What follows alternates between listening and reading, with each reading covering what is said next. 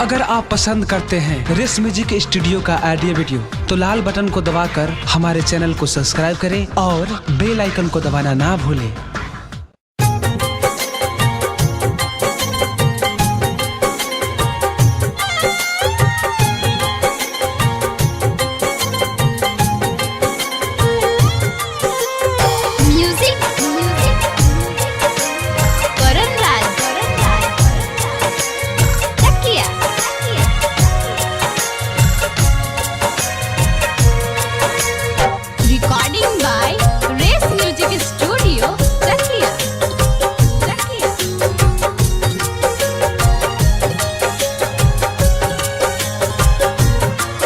किस्मत के गजबे खेला बा ना समझ में हमरा आवेला।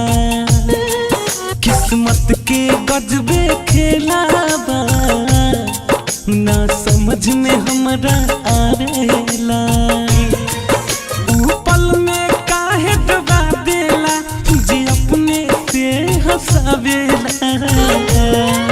ए विधाता तू ही बतावा ना काहे जियते लोग मुआवेला। ए विधाता तू ही बतावा ना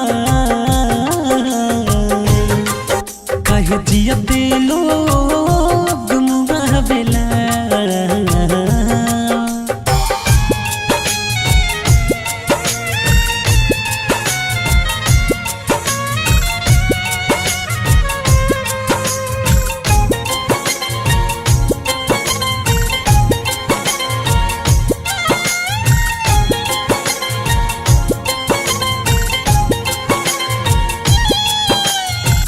जननी ना जाई है जन को दिलवा के हमारा तोड़ के न पता रहे ऊ चल जाई है।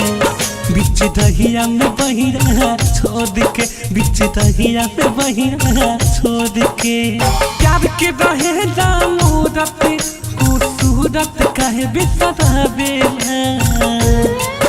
ए विधाता तू ही बतावा ना काहे जियते लोग मुआवेला।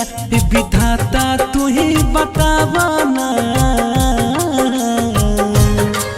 काहे जियते लोग मुआवेला।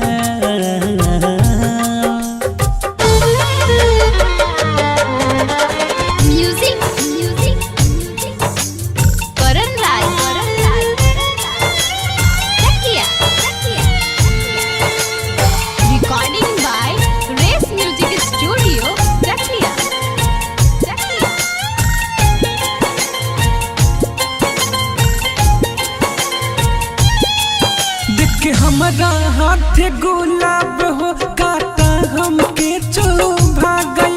कल तक जिंदगी खुशहाल रहे जिंदगी में आग लगा गई। जिंदगी में आग लगा गई। सोनू रस की अमित नारी मन के चैन न आवेला। ए विधाता तू ही बतावा ना काहे जियते लोग मुआवेला। ए विधाता तू ही बतावा